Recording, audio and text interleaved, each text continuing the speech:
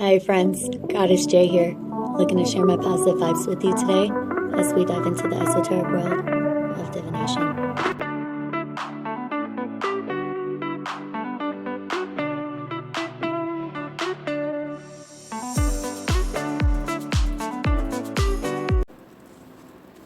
Hi friends, welcome to the Morning Cup of Joe Daily Tarot.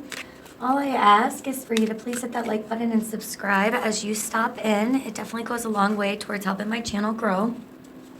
Today I will be using a different deck. We'll be using the Nightmare Before Christmas deck to celebrate the Halloween season. Today's calendar says, I focus on what is most important and hold myself accountable, October 17th. October 18th, I am open-minded to others' ideas and opinions, October 18th. I do not procrastinate. I enthusiastically take action on things that matter to me, October 19th. October 20th, I am committed to being better than yesterday, absolutely. So today we are going to be doing, again, the spread that we've been doing throughout the month of October, which is the Self-Love and Healing deck. I am apologizing that this reading is reaching you guys just a day late. I had a reaction to some medication, so I was out of commission for a couple of days there. And I am having cards fly out at us, so that's a good start for today's reading. We have the World, we have the Five of Cups, and we have the Lovers. So, and I apologize, Six of Cups. So we have the World, Six of Cups, and the Lovers. So this is telling me that you've completed a cycle. These are negative actions and behaviors. So you've completed a cycle in a romantic partnership. This is somebody that went very far back with you. Six of Cups is representative of nostalgic feelings, of people coming back from the past. The Lover's card is a very loving connection. However, just because you love somebody does not mean that it's always a healthy connection. So it looks like you're completing a cycle here. I think that this is actually a more positive viewpoint than it could be taken, just because it kind of seems like the lovers are growing up. They're transcending together. It kind of seems like you and a partner are overcoming something.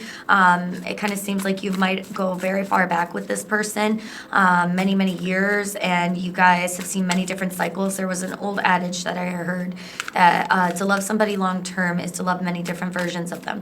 And this strikes me as very true. I'm in a 13-year relationship as well. And we are not the same people that we were 5 years ago. We're not the same people that we were 10 years ago.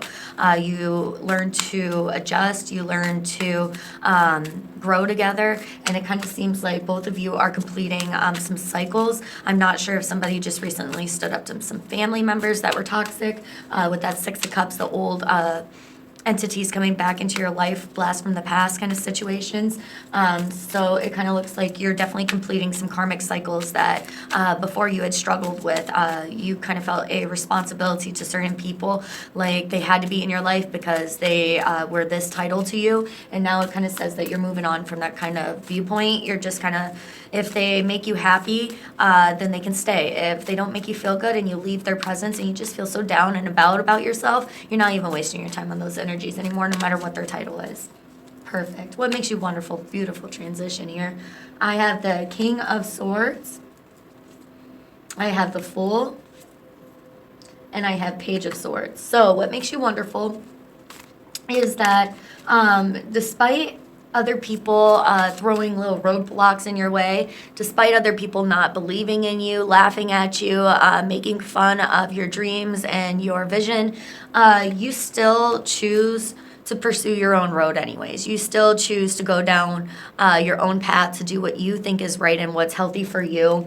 And this makes you very wise. I mean, good leaders don't follow the masses. It's just how it is. And so this just kind of says that you've overcome the needless viewpoints of other people, just trying to throw insecurities into your path, just trying to make you trip up and doubt yourself. You're not even listening to that kind of hate anymore.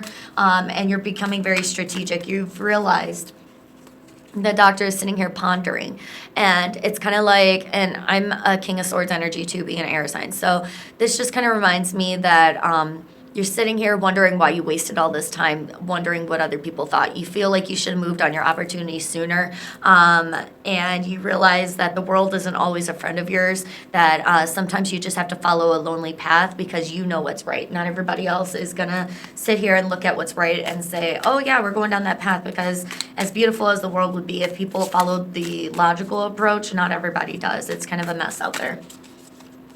Why you should be proud. I have Strength, Leo's card. I have the 5 of Swords, yes. And I have the 8 of Cups. So the Strength says that you've had to walk away from going about things in a toxic way that you had used to approach things. So for instance, say in the past you might have put a couple pieces of gossip out there and let the talk of the masses do your bidding for you. Don't do this. It's very bad karma. But I'm just saying that you might have gone about things in toxic ways in the past, and you're not operating out of that kind of mindset anymore. Instead, you looked at a situation that you would have reacted in a toxic way before because you were surrounded by toxic energies and doing toxic things. And now you're like, you know what? That's not going to serve my higher purpose. That's not going to bring me good karma. That's not going to bring me good energy. And this is where you found the strength to just walk away. You're not even worried about it anymore. So despite people trying to tap into your old way of going about things, say you were a reactive person. Maybe you have an Aries moon. Maybe you have this Virgo moon where you just like to shy away and not be around other people when you're feeling stressed out.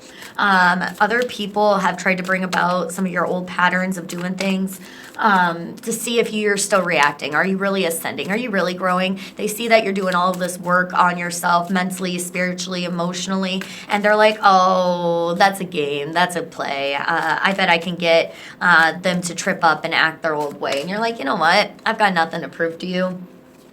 I'm working on myself, and maybe you should follow suit. And you are just doing your own thing. And the beautiful thing about the 8 of Cups is once they walk away from all of these cups that had nothing but toxins to offer them, they find the 9 of Cups and 10 of Cups on the other side, which is beautiful. So it's not always a bad thing to walk away from other people.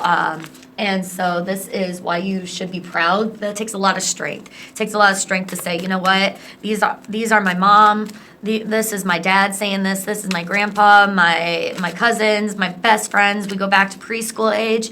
And it's really hard to overcome these opinions of people that are supposed to matter to you, are supposed to hold some hierarchy in your life, right? But just because they're from your past doesn't mean that they're healthy with that 6 of Cups energy here. What you bring to others. I have the King of Wands. You are the life of the party. When you're in a good mood, everybody feels it. When you're in a good mood, everybody wants to celebrate. When you're in a good mood, everybody just feels like their own energy levels are lifted. I'm not sure if you could be a projector out there. However, your energy, when you are on fire, everybody is. Everybody's excited. You have this contagious kind of energy. When you're looking to have a good time and being in a good mood, you just tend to cheer other people up, and this is of high vibration to you.